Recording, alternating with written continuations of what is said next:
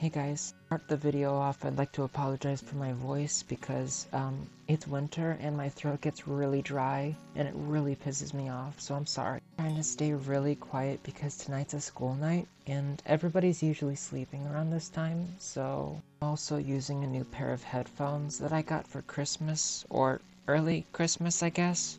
They're Bluetooth earbuds and they're actually very helpful because I can walk around the house now playing music while I do chores and stuff, and I won't have to trip over my headphones or anything. Yay. But yeah, anyways, today I'm going to talk to you about the top 5 things that you can do to avoid having conversations with people you don't like.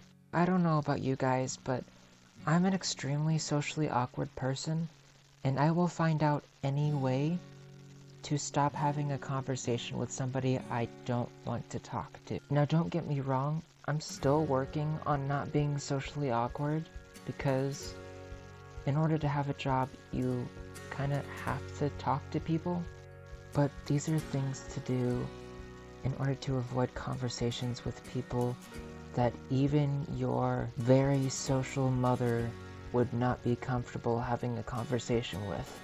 So starting off with the first method, I'd like to call it the yes method. Basically what you do in this method is you constantly say yeah to whatever they're doing, or saying, I guess. Of course, this would only work if they're a very self-centered person, like if they're purposely directing the conversation towards what they're talking about, if that makes sense. Oh, here's a good example. So you're scrolling through Facebook and somebody sends you a friend request.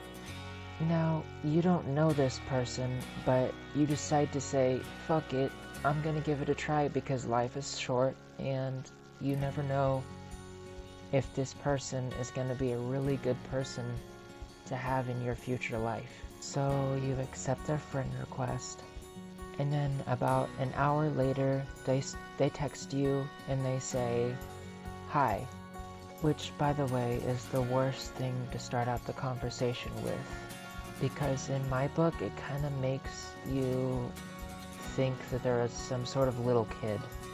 Just forewarning everybody, this might be kind of an offensive video to everybody who actually does say specific things like the stuff said in this video as examples. Anyways, steering the topic back to its original place. So they say hi, you reply with hey, and then they go, how are you? And then you say, good, how are you? And then they start telling you about their day, and then you say, yeah, after they constantly text you about their day. And it gets kind of annoying. Everybody can agree with this. Unless, of course, you enjoy listening to people's days and you really have nothing better to do with your life. So, in order to break this curse of non-stop texting, you just keep saying yeah until they reply back with yeah, at which point you can leave them on read and leave the conversation. So, what happens when they message you back after that happens? You know what I'm saying? Like, they reply back with hi after you've left them on read. Well, thankfully, this brings us to point number 2. I couldn't really come up with a nickname for this one, so I'm just calling this keeping the conversation dry. Now, I understand some people might not know what it means, but a lot of people actually do know what it means.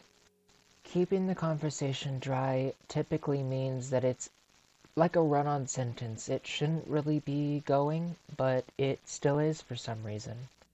Now, in order to actually pull this off successfully, you have to do a series of things. Make sure to keep the beginning of the sentences, or anything that should be capitalized, lowercase. Now that might seem silly. Well, I'm being totally honest, that is pretty silly. But it shows the other person that you're not interested in the conversation, essentially. Step 2. do not put any other things of punctuation than periods at the end of every single sentence. Now what this does, it makes the conversation die out a little bit faster by telling them you don't really want to be in this conversation anymore. So kind of wrap it up, I guess. But if they don't get that signal, then they're just fucking stupid. But if they do get the point, then they will hopefully make the conversation die out a little easier using steps, or just step 1. So, method 3 is kind of rude, but necessary in some situations. This method is called the dick method. Now, in order to pull off this method, you have to think like a person who is a dick.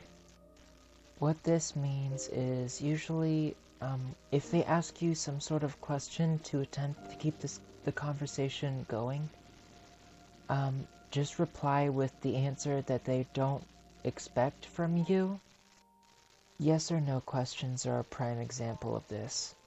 So let's just say that you play the clarinet, and they see you playing the clarinet at school, and eventually when they text you later on and they ask, hey, don't you play the clarinet or something like that?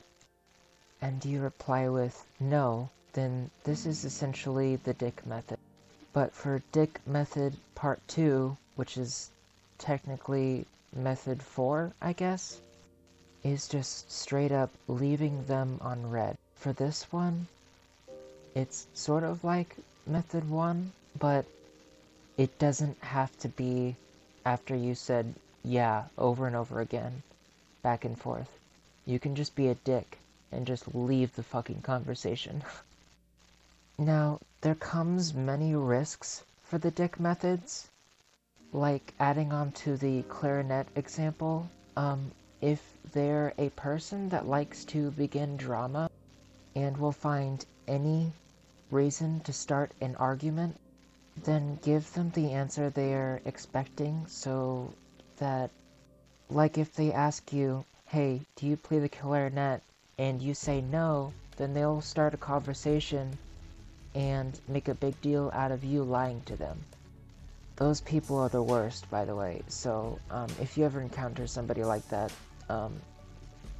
just tell them they need help. So yeah, anyways, just reply with something they're expecting, like kind of an obvious answer. It will end the conversation a little bit faster. Now, you're probably wondering, isn't that all there is? I mean, I can't really think of anything else. Well, there's one more method if you're a lot like me, and you're super socially awkward, but you're also fucking insane. I'll give an actual example for this one, because this one happened to me not too long ago. So my siblings wanted to go to the library, and so I walked with them to the library. So I sit down at one of the computer stations, and I sign on, and there is a whole row of empty computer stations, and I choose to sit at the corner so that people can actually sit one seat away from me so that they won't have to be awkward. So my siblings are off checking out a book somewhere, I don't know. So this lady comes up, and she has the whole row to choose from. I think you guys know where I'm going with this. She sits right fucking next to me. Of course, I silently roll my eyes. Silently. So she drops her purse on the ground and pulls the chair out and sits next to me, and she goes, "Hi," as she's sitting down, and I reply with, "Hi." Now usually this would just be a normal greeting, but no, she had to make it a full-on fledged conversation. She continues the conversation of what was supposed to be just a greeting with, "How are you today?" I reply with, "Good, I'm good." because I'm socially awkward and I don't know what to do when I'm being put on the spot. And I don't reply with, "Good, you." I just say, "I'm good," and I leave it at that. Thankfully it works. For a while. Then she starts the conversation right back up with an awful question. Completely random. I kid you not. This is what she said. She asked me, "Do you want to make money off of selling your clothes on the internet?" At which point, I kind of just froze up and didn't know what to say. Thankfully, with the power of earbuds, I just acted like I didn't hear her and my music was too loud. But no! That didn't work. She tapped me on the fucking shoulder and then asked me the same exact question. At which point, in comes method number 5, at which point I thankfully had, I have no clue why, but I had I had a little bit of spare change in my shoe for some reason, and I got up and I said to her, I kid you not, this is what I said.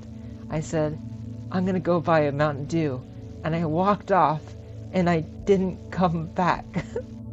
Why I had money in my shoe, I don't know. I think I wasn't, I didn't have any pockets on me that day. And I kid you not, I do this from time to time, but don't judge me for it and don't steal my money. So method 5 worked, and I told my siblings that we had to go, and we walked back to our house, and I told my family about the incident, and to this day, they laugh their asses off. So, in the end, I think we can all agree that method number 5 is the most effective method for avoiding an awkward conversation. Because 1, it ends the conversation fairly quickly, and 2, you have a nice random story to tell your friends and make them laugh as well. But yeah, I hope you guys enjoyed this video. I actually enjoyed making this video. If you really like this video, you can like the video and subscribe to my channel. If you want to see more random funny content like this, don't expect any top 5s, because I'm going to be totally honest, I don't like top 5 videos, such as Watch Mojo and Screen Rant. But if you subscribe and like videos on my channel, then you'll see more content. Like, I'm planning to do some short films in the future. I'm planning to do some Gary's Mod server videos in the future, if that makes sense. And who knows, if my motivation is actually to the point where it wants to function again, then I'll do some speed modeling videos. But yeah, wrapping up this video, I hope you guys enjoyed. If you like this video, leave a like, and subscribe to my channel, because I think I make decent content, and I'd like to share it with the masses. So yeah,